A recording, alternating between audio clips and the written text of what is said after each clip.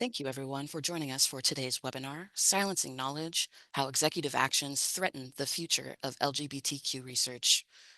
To help us moderate this conversation, we will turn the mic over to Alon Meyer, the Williams Institute Distinguished Senior Scholar of Public Policy. Alon? Thank you, Kim, and hi, everybody. Welcome to our webinar. We're really looking forward to have this conversation and talk among ourselves about some of the really serious events that have been going on as they affect LGBT knowledge. And we call this webinar Silencing Knowledge because this is what it seems like is the intention. Um, basically, I will moderate it and we'll have a somewhat of a conversation. If anybody has a question or comment you'd like to uh, add, please enter it to the chat Q&A place on Zoom. And we're going to start right now with everybody will introduce themselves and tell us a little bit about what you do. And why don't we start with Kellen? Please tell us about yourself. Thanks, Ilan. Hi, everyone. It's wonderful to be with you today. My name is Kellen Baker. My pronouns are he, him. I am currently the executive director of the Institute for Health Research and Policy at Whitman Walker in Washington, D.C. We are a research and policy shop that is affiliated with Whitman Walker Health, which is a federally qualified health center with more than 50 years of service to diverse communities across the D.C. area and nationwide. I have been involved in policy and research related to data collection around sexual orientation, gender identity, and intersex status for many years. And I was a member of the consensus committee at the National Academies of Sciences, Engineering, and Medicine that developed recommendations at the behest of NIH for the collection of sex, gender identity, and sexual orientation data. Happy to be with you here today. Thank you, Kellen. Brittany? Hi there. My name is Brittany Charlton. I use she, her pronouns. I am an associate professor at Harvard Medical School and the Harvard T.H. Chan School of Public Health, where I'm also the founding director of the LGBTQ Center of Excellence. This is a partnership between the School of Public Health as well as one of the medical school affiliates, and we're broadly focused on advancing LGBTQ health equity. My particular grant portfolio, which was predominantly NIH funded, focuses on reproductive health as well as cancer. I predominantly use large data sets, having trained as an epidemiologist. And of course, like many folks on this call, have been impacted significantly by the cuts on NIH funding. Thank you. Alan? Hey everyone, my name is Alan Mallory, pronouns are he, him. I'm currently an assistant professor of human development and family sciences at The Ohio State University. I just finished my third year. Primarily been funded by NIH, starting in grad school, focusing on my research on really intersectionality and health for LGBT youth and adults, really interested on kind of developmental changes and how that's related to impacts on health. Earlier in my career, but similarly have been impacted by the funding cuts. Thank you, Ilana. Hi, everyone. My name's Alana Redfield. I share pronouns, and I'm the Federal Policy Director from the legal team at the Williams Institute, part of our interdisciplinary approach to research.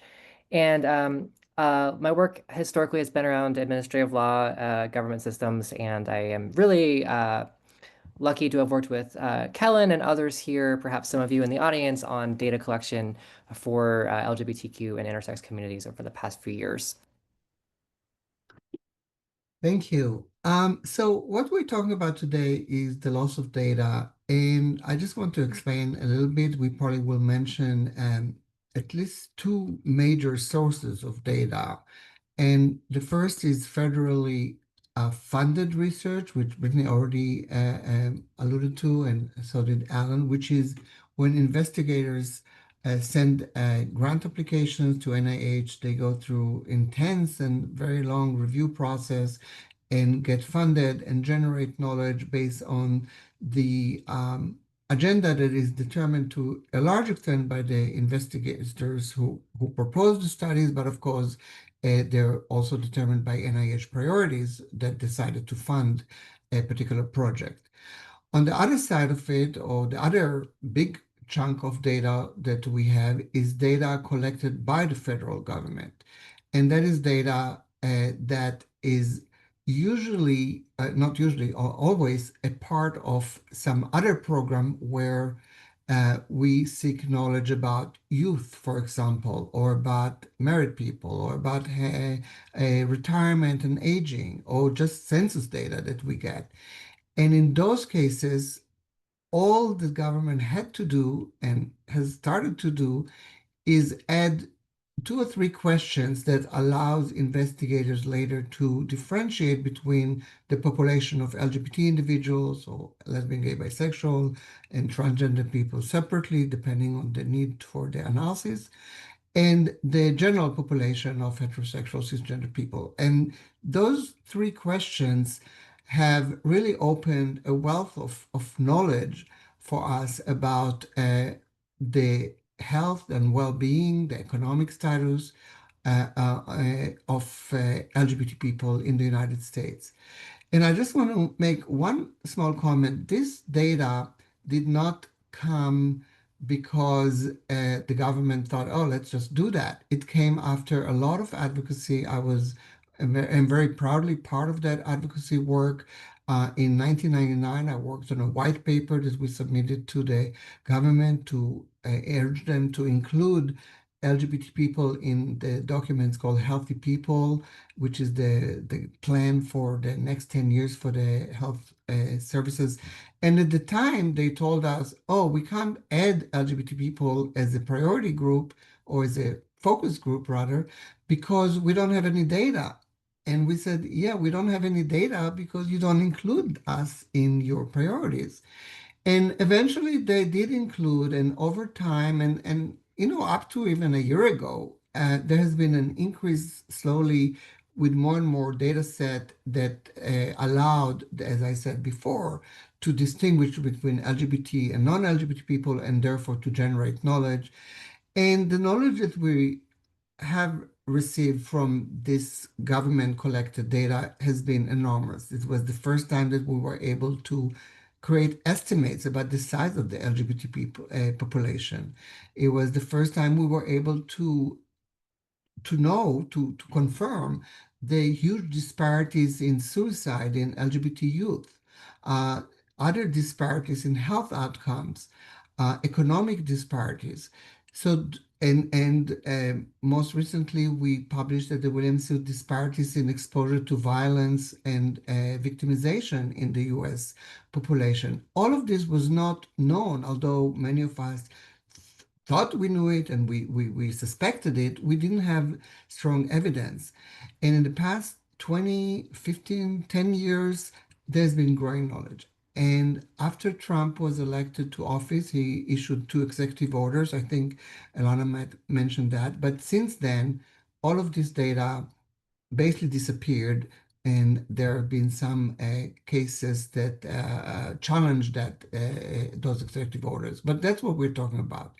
And Brittany and Alan will probably focus more on the investigator-initiated data, the data that has been funded by the government to investigators, and we also will talk about the federally collected data, those data sets that I mentioned now.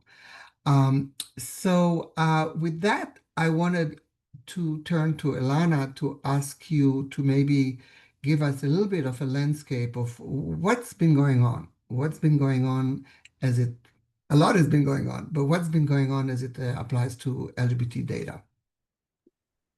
Thanks, Ilan. Something that I think is just so incredible to take a minute to appreciate is how much progress has happened. Just hearing you talk about it and all the work that went over the years into getting SOGI added in various places and getting federal government agencies to understand the importance of these data. And I think what we saw in the last under President Biden was a commitment on 2 fronts. One is a commitment to expanding the ways in which we invest in SOGI related research. including looking at intersex people and how we measure intersex identity and experiences, as well as just a tremendous investment in SOGI data collection. And that was coupled with a commitment to non-discrimination, which is to say, we're going to collect your data, and we also agree, we believe federal law and state laws, they should protect you against discrimination. And in fact, they do protect you in many ways. So under President Biden, there was this really incredible landscape of possibility for this particular area of work. And we started tracking the collections that added SOGI to them, including surveys and administrative collections. And we came up with something like 75 or 85. And we know there's now even more than that, far more than that. So when Ilan talks about the executive orders from President Trump, which I'm going to attempt to display on the screen, we're talking about, can you see these executive orders? Great. So we're talking about a series of executive orders that came, many of them on day one, that directly pushed back against all the data collection that we've been talking about. So it's worth mentioning, one, the initial rescissions of harmful executive orders and actions, because even though that's not directly about data collection, it is about these, includes rescission of President Biden's inclusive understanding of non-discrimination laws and saying, well, we're not going to interpret these federal laws to protect against sexual orientation or gender identity discrimination. And a whole bunch of rescissions of all kinds of different protective and protective things that Biden administration had done, as well as investments in racial equity and other areas. So then the two big ones I think that Ilan, you were referencing are the defending women from gender ideology extremism and restoring biological truth to the federal government, or what we call a sex redefinition order, which essentially creates a somewhat bizarre federal definition for sex that excludes basically trans, non-binary, and intersex experience, and really limits the federal government's interpretation of how they're going to look at the meaning of sex for a whole wide range of purposes, but most notoriously for research purposes. It basically says that discussing transgender ideas or issues or researching transgender questions is a form of gender ideology that is opposed by the federal government. The president also issued an executive order targeting DEI programs, which is very broad in its sweep and has been used to just cut off funding in so many dramatic ways and to target federal employees and other any kind of entity that's involved in what they describe as diversity, equity, or inclusion initiatives. So something I like to say about these is just that executive orders are expressions of the government's it's their priorities, their positions. It's not necessarily enforceable as law. It has to actually, what they're saying and doing has to come from a power that the president actually has. So as we'll talk about later, it's unclear whether he has the power to do some of these things, and to some extent, it's clear that he does not. So they have very real impacts, as we're going to talk about today, in meaning people get fired, or they do enforcement actions, or they ruin someone's life, or they cut off a grant. But also, these are being challenged in courts because they are so, it's not just that he can say something, the president can make a pronouncement, and that's the law, but actually, in fact, it has to be built on something else. I'll just note that the really important key critical thing here is that executive orders often lead to then agencies taking action. So they tell their heads of the agencies to do something, and then the agencies are where a lot of the rubber meets the road. So, for example, the OMB memo about how to interpret the sex redefinition order has created a lot of harm that we'll talk about today, but that's really in them giving direction to the agencies on how the agencies should apply the executive order. And then the agencies themselves have taken actions, like HHS issuing internal memoranda about how to interpret these and apply them across the various agencies within HHS. And then I just want to mention the other executive order that is affecting a lot of these conversations is the gender affirming care order, as they say, protecting children from chemical and surgical mutilation. And this again uses a very ideological portrayal of gender affirming care and the science thereof.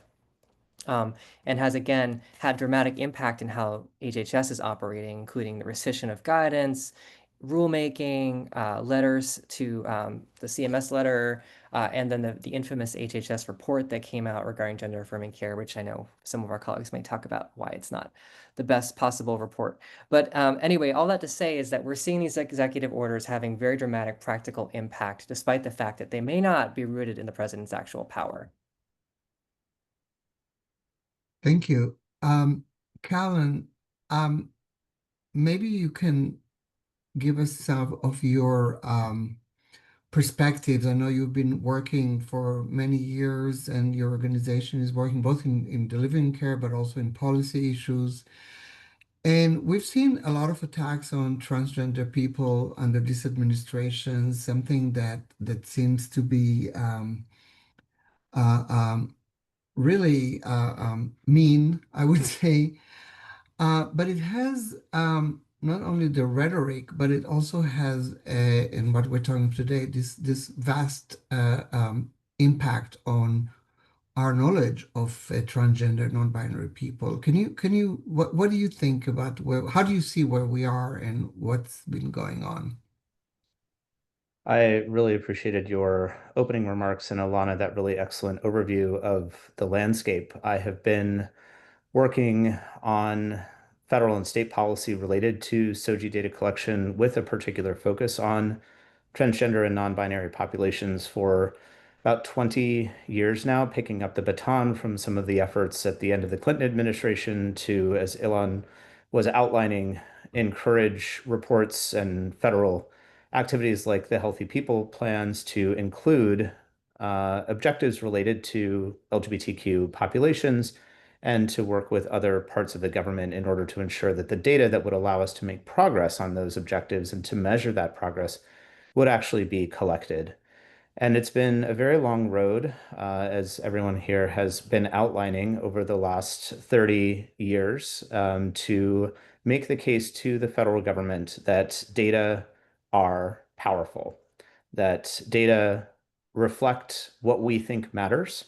They reflect whose stories we think are important to tell. They reflect whose voices we think are important to listen to, and they reflect the priorities of the federal government, of other entities with the power related to policies and budgets and all of the other different things that go into organizing the systems and circumstances and environments that we, every person across the United States, lives our lives in every day. So there has been this concerted effort, as folks have outlined, over the last several decades to bring to the forefront why it has been so problematic that there has been no representation of transgender and non-binary people in federal surveys and no or very little representation of sexual orientation and LGBTQ populations in federal surveys, as well as at NIH. I know Dr. Charlton and Dr. Mallory are going to speak to a lot of the efforts that have gone on there. So I'm going to focus on the federal policy side. There has been these concerted efforts because when LGBTQ voices are not heard, when LGBTQ people are not counted, it's really then hard for the government to take any responsibility, let alone any action, in order to address those problems. So even once amazing researchers, like many of the folks on this call, do the research work to better understand disparities affecting LGBTQ plus populations, there is a common adage in government, no data, no problem. And the corollary to that is no problem, no funding. And so it was very, very difficult over the last couple of decades in order to make the case for why the federal government in particular, but also the states and other jurisdictions need to be collecting these data, and in particular focusing on some of the even smaller populations within the broader LGBTQ plus umbrella, and in particular LGBTQ plus communities of color, folks with disabilities whose primary language is not English, folks who are immigrants, and also, again, specifically transgender and non-binary populations. We saw movement on sexual orientation data collection first. There were some surveys that started collecting that data in the early 90s, and then in the early 2000s, we started to see better reflection of sexual orientation, or at least partnership status, relationship status, on major surveys such as the American Community Survey. But there was a it was very slow going on the sexual orientation front, and on the gender identity front, it was very, very difficult to get any traction at all. And that really relates, it kind of becomes a vicious cycle. The needs and experiences of people and communities become visible by data collection. And in order to be visible and to have that kind of press for change, that kind of focus on the needs of that community, there has to be a political will to actually hear those voices and actually collect those data. So we didn't see the quote unquote transgender tipping point, if you will, until around 2014, 2015. Folks may remember the famous Time magazine cover that featured Laverne Cox from Orange is the New Black, proclaiming that the transgender tipping point had arrived. And that was really, we started to see a lot of more rapid progress on sexual orientation data collection around 2008, 2009, and we started to see more rapid progress on gender identity data collection around 2014, 2015, and into 2016. So even over the last decade, with 4 years of the Trump administration in there were amazing advances that were made thanks to the efforts of many folks on this call and in communities around the country. We saw any number of efforts from the Biden administration, as Ilana so capably outlined. And now we are in a position where transgender and non-binary people, as well as the broader LGBTQ plus community, are being told that our voices, our stories, our lives don't matter. Because again, it is not merely a matter of, research interest. It's not really even a matter of policy per se. It's a matter of power. It's a matter of the idea of whose stories matter. And so when the government collects data about sexual orientation, gender identity, intersex status, as well as data related to race, ethnicity, disability, language status, etc., that is really an expression of the government's acknowledgement of its responsibility to ensure that members of those communities have the protections and resources that they need to thrive, which is the same thing that anyone wants. There's nothing special or unique about the fact that the voices of LGBTQ plus people need to be heard, and we're increasingly being heard thanks to a lot of these efforts that have really revolutionized demographic data collection by federal and state governments more broadly. And now we are in an environment where, unfortunately, the federal government is not only apparently turning its back on all of that progress, but even pointing in some very scary directions with the possibility of data that we do have the federal government seeking to weaponize and misuse it in order to attack the very communities that it is supposed to be protecting. Thank you for that sombering analysis. Now we're going to turn to Alan. You decided to start your career as a researcher just as all this is happening. Please tell us a little bit about where you've been, how you've been dealing with all that, or how it's been impacting you recently. And now we're turning to the investigator or originated grant side of the data. Yes, thank you. Well, I think Elon and Kellen both mentioning 2015, 2016 sort of being this tipping point was also when I started grad school.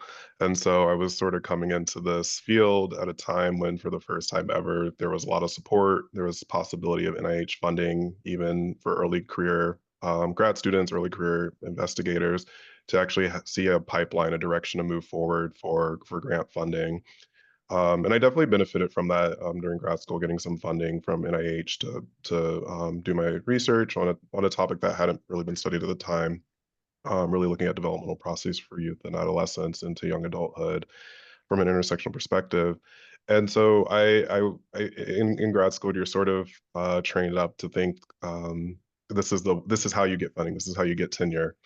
And so fast forward, I think one thing I want to mention just for the audience is just the recognition that a lot of times the funding and the great work that a lot of the people on this call have done takes years and years to actually come to fruition.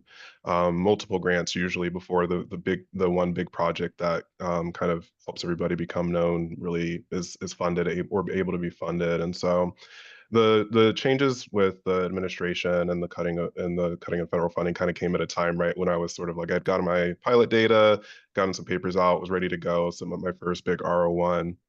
And through a lot of collective efforts, investments from the university, my department, other institutions at the university as well, which a lot of them are also NIH funded. And so I think I'll talk about my specific experience, but also there's lots of ways that these cuts have indirectly affected a lot of individual investigators, some through seed funding, through institutions that might have lost funding as well that focus on or work with LGBT populations. So I submitted my R01 literally, well, I submitted to my college the day, or I think the day before the election, actually. And so I was scrambling to get that done in time for the election and got it submitted. Everything went well for the most part. And the review, it was supposed to be reviewed in February. I'm pretty sure it was February 7th.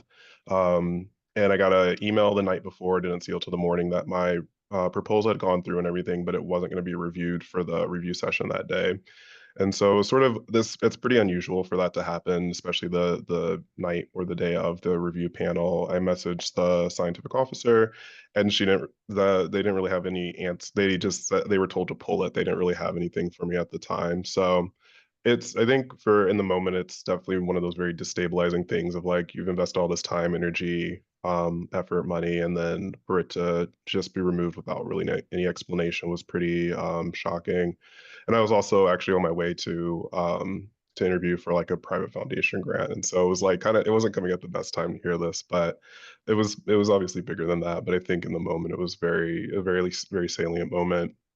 I reached out to colleagues, people on the project, et cetera, to like seeking support, looking for a way forward to challenges, because this was at the very beginning of when all the cuts were happening, so there wasn't really any guidance at the time. Um, Fast forward a couple of weeks, I did get in a message that they were constructing a new review panel for grants that had been cut during that kind of first wave that were supposed to be reviewed. Um, Again, it was a positive note at the time, but given everything that was going on and hearing about more senior colleagues and people with active grants in the fields getting their grants cut, it didn't feel like I wasn't expecting a positive outcome at all. So the review panel came and went. My grant did get scored, which I was happy about. Didn't get funded. But it's something I'll talk about a little bit later. Though. It just kind of left me without like, what do I do next? My proposal was very much clearly focused on LGBT populations, clearly included transgender people in the project, and I was like, how do I resubmit this in the current administration? Is kind of unsure at the time, and now we have a little bit better guidance, but at the time, really had no idea. Um, and so that was sort of my experience.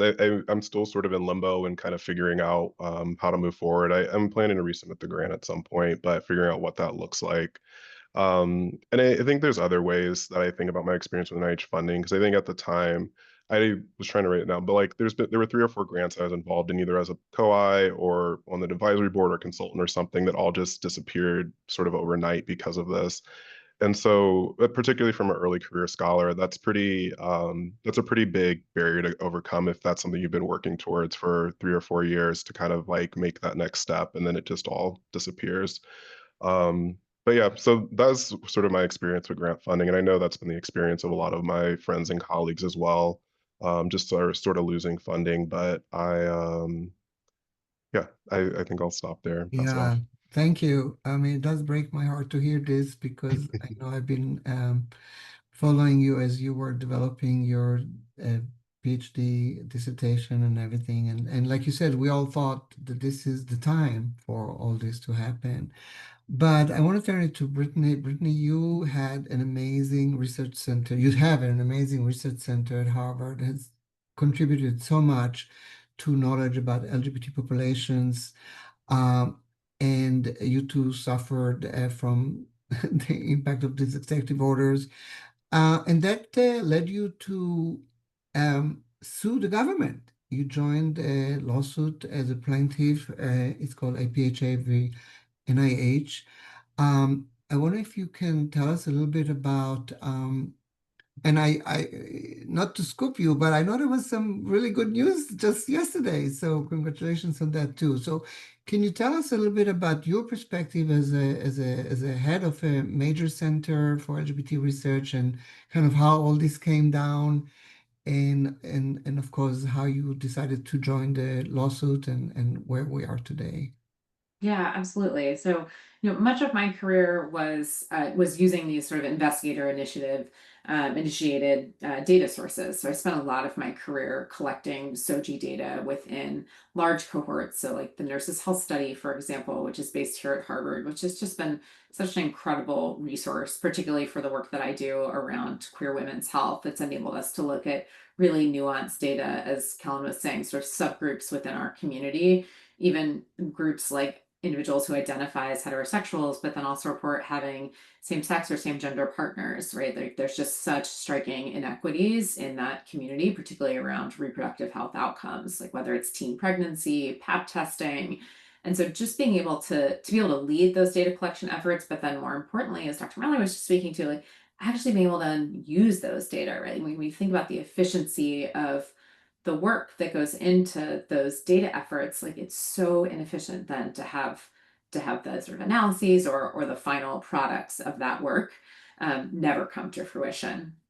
So, so I was at just a slightly different point in my career in terms of being a little bit more mid-career, and therefore having moved beyond a lot of these sort of smaller grant or smaller foundation grants, which are incredibly powerful, but I think more challenging to administer, especially when you're looking more at running a larger center with a larger team.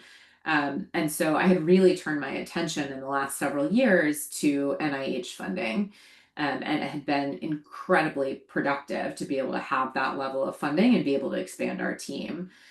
So at the time of the administration change, I probably had about 5 grants in total where I was either the PI or the co-I that were all NIH funded.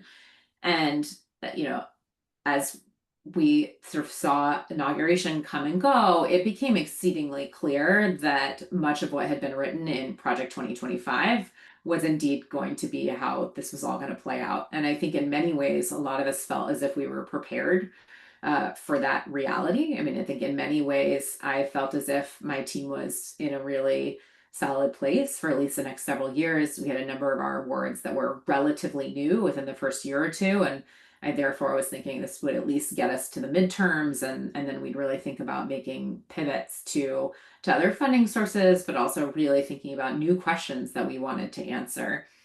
And that is unfortunately not how this played out. And so as we started to hear from just a couple of colleagues in late January rolling into mid-February about grants being terminated, if you know anything about NIH grants, maybe I shouldn't say anything, but if you know the nuances of them, you definitely know that a cancellation of an existing grant is essentially a constitutional crisis. And that I'm sure sounds like it's really overstating the point. And I know it did when I started contacting journalists and even some policymakers to sort of begin to sound the alarm on this. But soon people, I think, really began to understand what was happening. And especially as we got into very late February and we sort of saw this wave, albeit it was just of a couple dozen, but of grants that were then being canceled and mimicking the language that was in these executive orders. It became just, again, exceedingly clear what the approach was going to be. And initially, I felt like I should not be the person to be speaking out about it, and my portfolio hadn't been hit in any way. Again, my work is primarily around sexual orientation, and I don't know how useful it was, or I didn't know that it was all that useful to necessarily be hearing from a Harvard professor. And yet, as the days and weeks went by, to me, it just became exceedingly clear that people were understandably scared and didn't want to speak out. And I just felt like it was morally the right thing to do. And I was coming at this also with a lot of privilege and felt like having a face to what was happening could be valuable. And so I decided to begin speaking out to the media. I probably contacted more than 100 journalists and just tried to, kind of explain what it meant to have an NIH grant canceled, and also really connecting them with various insiders and whistleblowers that had a lot more information to share as things were taking shape.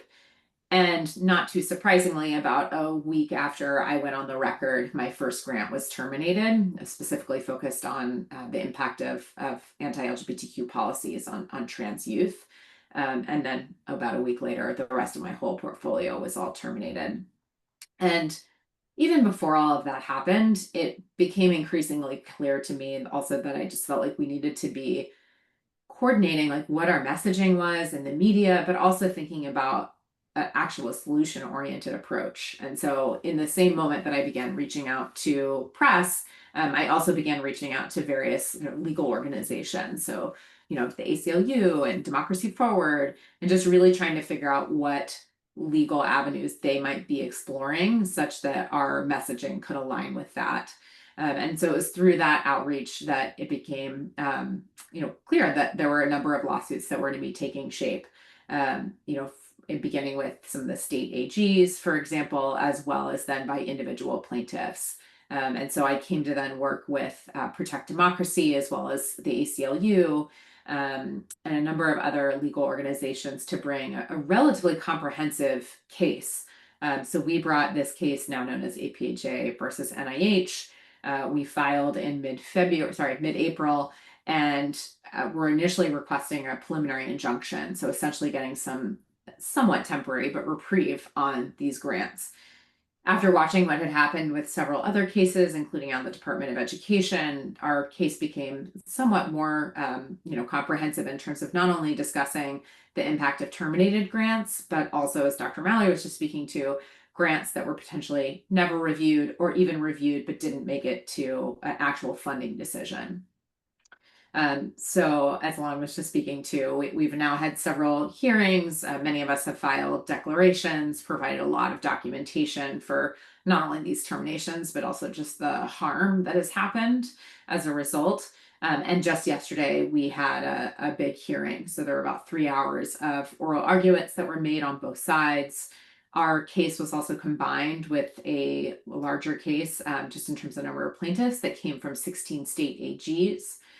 And we got a very favorable ruling. So Judge Young ruled from the bench, and not only was it just very powerful to get an answer that I think many of us were looking for in terms of reprieve on our grants, but it was just so profound to be in that room. I mean, again, not only was he so clear about these terminations being void and illegal, but it was so striking to hear him speak to the discrimination, the completely unprecedented discrimination that the government was doing. And this was a judge who was a Reagan appointee. He's been sitting on the bench for 40 years. He asked a lot of questions to both sides. And, he sort of finished up his remarks by reflecting on just the protections that he has had as a federal judge, right, that are written into the Constitution, and him then really questioning, like, if his career had been under siege, like, would he have stood up? And so it made me feel really proud to just be amongst so many other colleagues, many of whom, gave their testimonies under seal or redacted pieces of it, but really spoke to how these terminations and even these just larger directives have impacted their careers, their personal lives. And so I certainly hope that, that this will proceed, that people will continue to also seek other legal avenues for reprieve. But I certainly hope we can continue doing this work. Yeah, and thank you so much for stepping forward and doing this, representing a lot of us. I also would mention you wrote a very powerful editorial in The Hill that describes your motivation to join this. Maybe Rachel can find it and send the link to the people here, but you just repeated some of the sentiments that led you to that, which again, it's we feel frustrated, and sometimes we get the outlet through a court order that tells us that we were right all along. And with that in mind, Elana, I was curious. Honestly, I'm in two minds. One hand, it's like so reassuring to hear this judge make this declaration in open court and so fully support our right to be treated fairly and without discrimination, without viewpoint discrimination, which seems to me that's what it is. Like they don't like LGBT stuff, so they're not funding LGBT stuff. But at the same time, court cases can go on forever. So maybe you can tell us a little bit, Alana, what can we expect in legal cases from these legal cases? And there's a few others, as Brittany mentioned, the AGs. I think Lambda has filed another one. So what do you think, or what do you see potentially happening around these court cases? Not just for the NIH, but in general court cases. Yeah, so there are two kind of buckets that we have to think about. There's the procedural arguments, and there's also like the underlying like substantive arguments. So when we talk about discrimination or mistreatment or things that are right or wrong, that tends to be more in the sort of substantive arguments bucket. And then and of course the Constitution, which is a document that often is referenced, but has been experiencing some neglect in the last few months. So right now, a lot of the arguments that are being raised around the administration's actions are in the procedural bucket because they just didn't do anything the right way. And that's a good thing to bring those challenges. The Administrative Procedure Act is this kind of governing statute that says you have to do things a certain way if you're the government. And the reason to do them that way is for fairness and justice and making sure that you're doing the things that you're meeting all the obligations you have.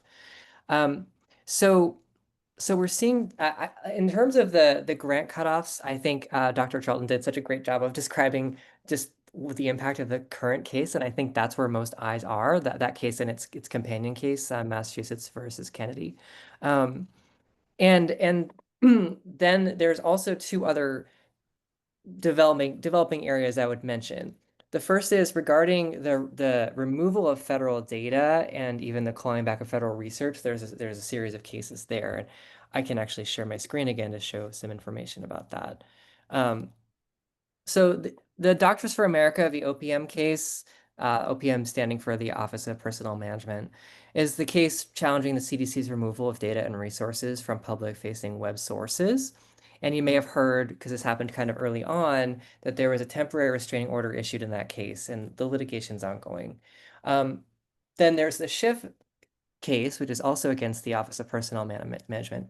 And this relates to the removal of published research from government sources and Harvard Medical School plaintiffs, as well as the private doctors as plaintiffs. And an injunction was issued recently in that case. And so the sort of vibe in those cases is good right now, but again, both of these actions are somewhat temporary, and it's really about the procedures that have been used.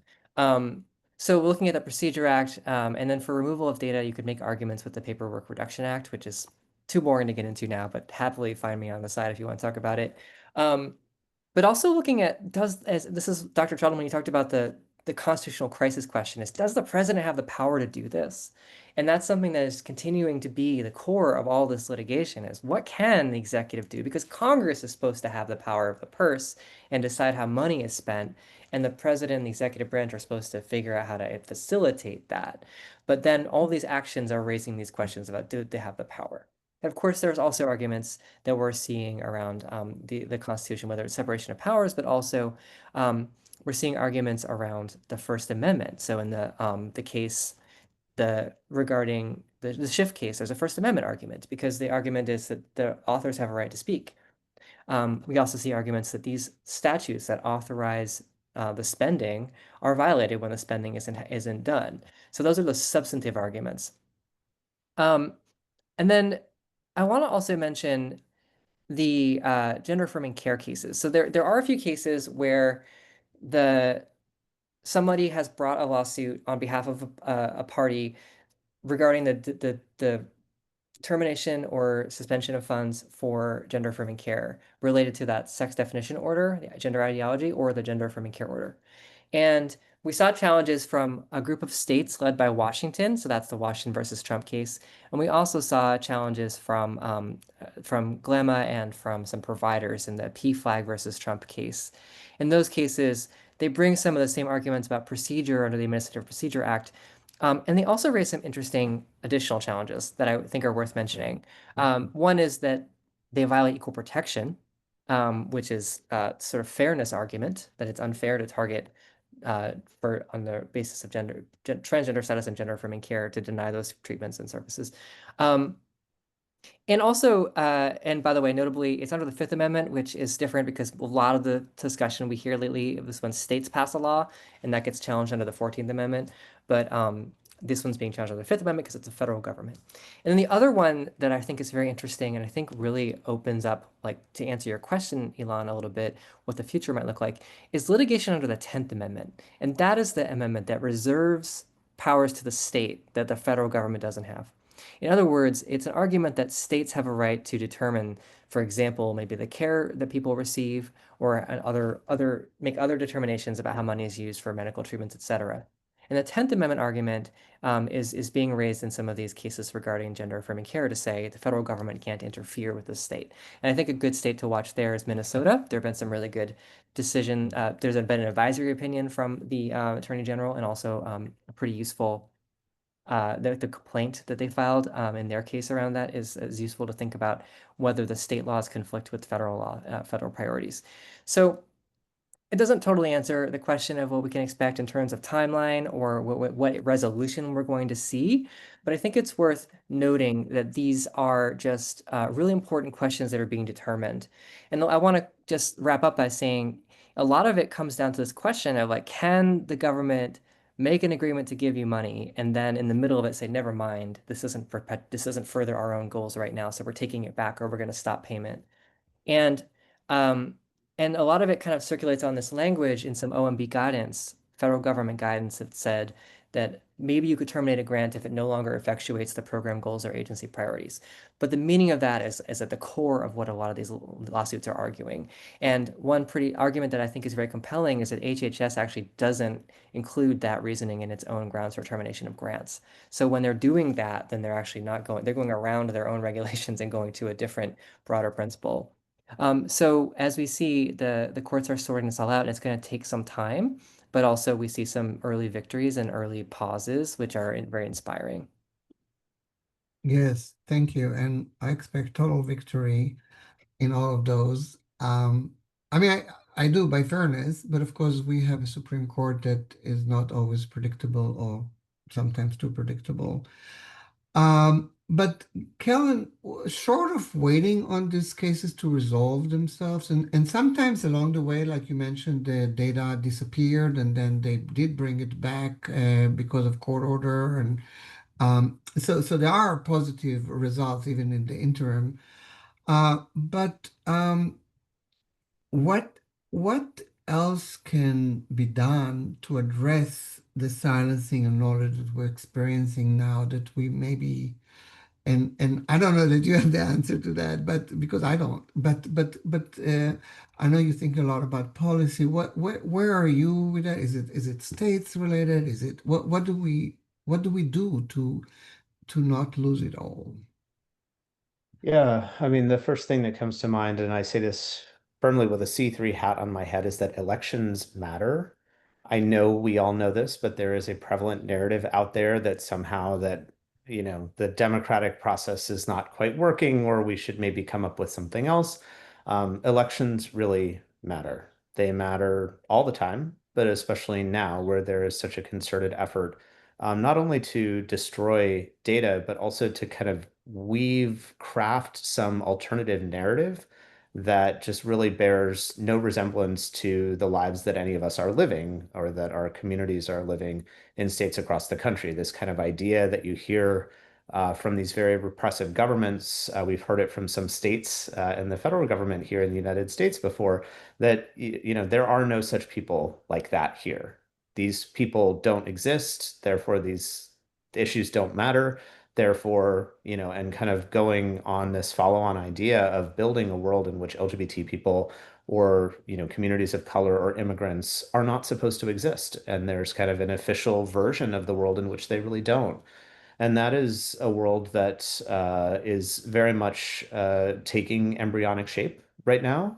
It is very much a goal of this administration, I think, not only to silence research, but again, to tell an alternative story, to affirmatively say something that is not true, with the goal of if you repeat the big lie often enough, it becomes true, at least in the minds of many people who are hearing it. So I think it's very important, again, to keep an eye on the political process, to be aware of the consequences of elections, and also to remember that, yes, the midterms are coming up in 2026. Another presidential election is coming up in 2028. But there are a lot of moments before then where voices matter, where our voices, your voices, our community's voices matter.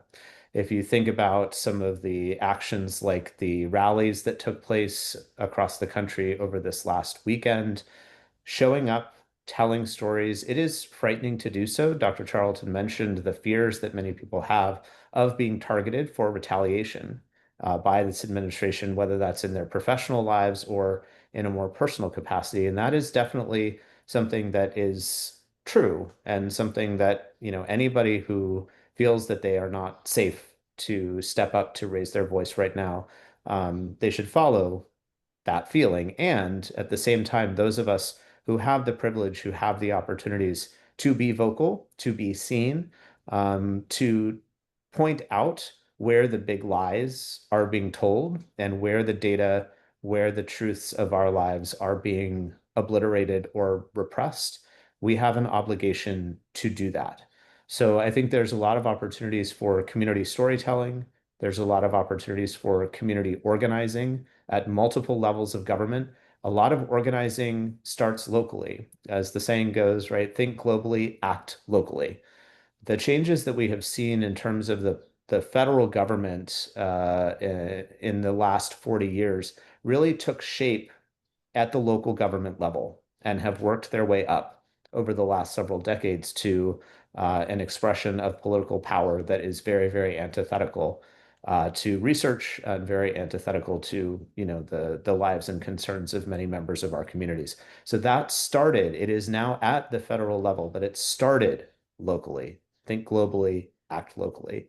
And then I think the last thing that I would say before I wrap up, there's any number of things, that come to mind. And I'm eager to hear, questions from the audience or other ideas that folks have on this question of what do we do now? But one major thing that comes to mind is thinking about the funding landscape and acknowledging that NIH occupies a very important and critical role, as does the National Science Foundation and other federal government entities, both in terms of funding research and in terms of collecting data. But LGBTQ communities can and often have done it for ourselves in the sense of collecting the data that we need to tell the stories of our communities. So the US Transgender Survey, for example, from 2022, the health report just came out, I think, in the middle of last week.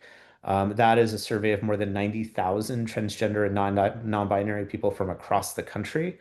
And that was conducted by a community-based organization, Advocates for Transgender Equality, working with researchers at the Williams Institute and elsewhere, and with funding from private foundations. So I think there are a lot of opportunities to continue doing important data collection, to continue doing important research work, acknowledging that maybe sometimes it's about huge quantitative data sets and sometimes it's about qualitative data. Sometimes it's about mixed methods that allow us to tell the stories of what's happening on the ground, even if we don't have the resources for some of these larger types of data collections. So I would call on us to continue to be brave, continue to do this incredibly critical work. And I would call on funders to fund that work, to support the work that we as community members and community leaders need to do in order to make sure that the stories of our people, of our communities, are not being silenced. 5% is not enough, and neither is 6. So looking Yes. within, I think, at private foundations is a major area of opportunity to think about how we can get more resources to continue this critical work. Yeah. And I'm I just want to reiterate what you said. When we talk about data, it sounds very geeky. What we're talking about is the stories about our lives. And I think, as you said, there is an alternative story that this government wants to tell. And that's really behind a lot of this. And they're telling. And some of those executive orders, you could already tell by the titles that Lana talked about, they sound like propaganda. So this is a battle of telling stories about who LGBT people are. And Brittany, I wanted to ask you the same question.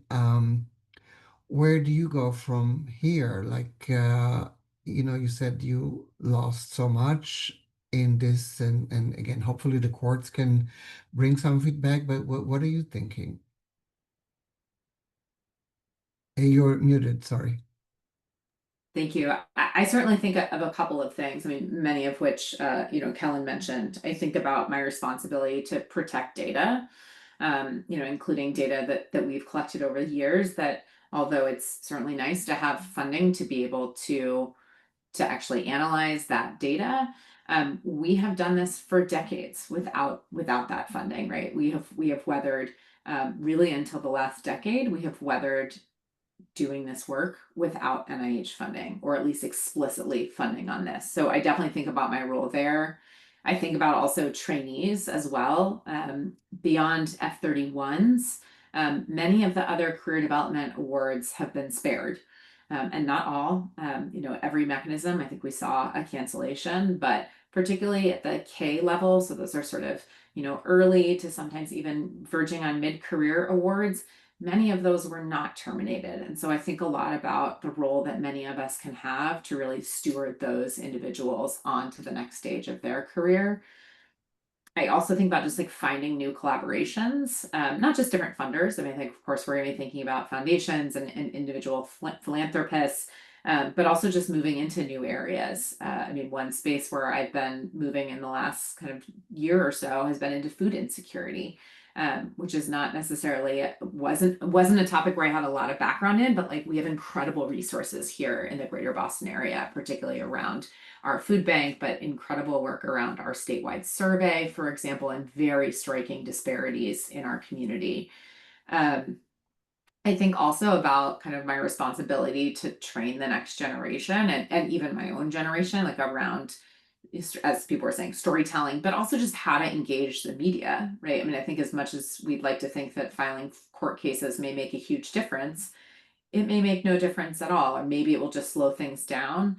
But I think our ability to speak out, to be just a voice that's going to encourage other people to speak out, even in other realms, it may not be NIH funding, but that probably has a bigger impact as well. And I think there's like genuinely training that we could be passing on. I mean, that has been one initiative within our center, even before inauguration, was, establishing fellowships, for example, to train not just students, but also staff and faculty, how to engage with the media, how to write an op-ed, how to create kind of a whole social media strategy. So I think there's room there. I think also just partnering with health communications researchers. I mean, they're doing incredible work and bringing sort of substantive knowledge that we all have, and really being able to highlight the stories of our patients, our participants, can be really moving.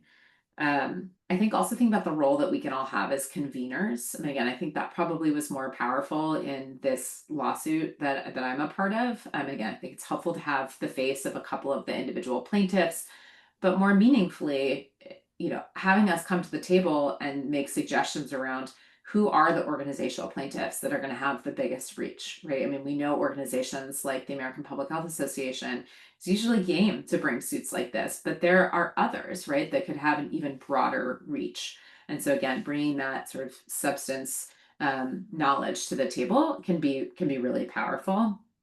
I would also suggest like running for office, for example. I mean, I did this at a very, very local level recently, but all of this is going to be rebuilt. And like, why not have it be you? Right? I mean, many of you all know this landscape well. You know what it was like to get NIH funding. I mean, you know what it's like to tell stories, right? And as Alana was just saying, like, you know that every single line in some data set is actually someone's life. Or when we think about NIH funding, every single line of a funding notice that's been canceled is probably dozens, if not hundreds and thousands of grants. And so I think just being able to be able to communicate that, whether that's at a policy level or otherwise, is really critical. I think engaging with like other authoritarian regimes and really being able to take lessons from those and how we can handle this. But I just as a reminder, like we have done this before. It looked different. But like we have all carved out careers without explicit support for this work in ways that I think we can really continue to move forward. Thank you. Alan, last word before we finish, 1 minute. Where are you going? What are you going to do? We don't want to lose the next generation of researchers. Yeah, I will just reiterate a lot of what's already been said because I think it summarizes my points. I think this young or as a part of the younger generation, we're learning from the more senior people in the field and the community.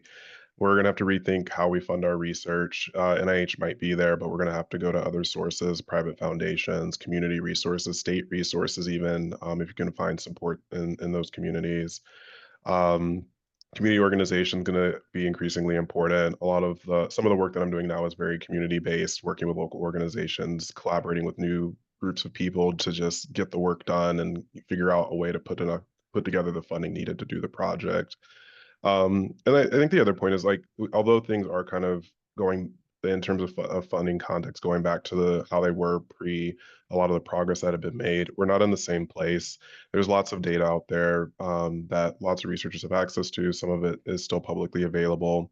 And that's still a place that we can go, a place that we still have data to answer questions that need to be answered. So we're not starting from scratch, even though things are being set back. And so I have a lot of optimism. Things look different than I would have wanted them to at this point in my career, but pivoting and learning the lessons from those who came before us will help us move forward. Well, thank you. And, I always say these days when I talk to students or anybody, I mentioned we've been, LGBT people have been struggling and resilient for decades, and we will continue, as you all mentioned, and you all demonstrated in your own work. And we will find our way. That is not to say that the damage that this government is doing to the building of our knowledge is negligible, even if we found new ways. And it does, I have to say, break my heart to have been there throughout this process of building, to see it all kind of evaporate in one day, taking us back to the time where we had no knowledge. But with that, our time is up. I really thank all the panelists for your amazing work and for your contribution in this panel. And thank you for the audience. I'm sorry we didn't get to questions, but if anybody would like to email me, please feel free, and we will continue this conversation. Thank you again, Professor Charlton, Mallory, and Kellen Baker and Alana Redfield from the Williams Institute. I appreciate your time and your wisdom. Thank you.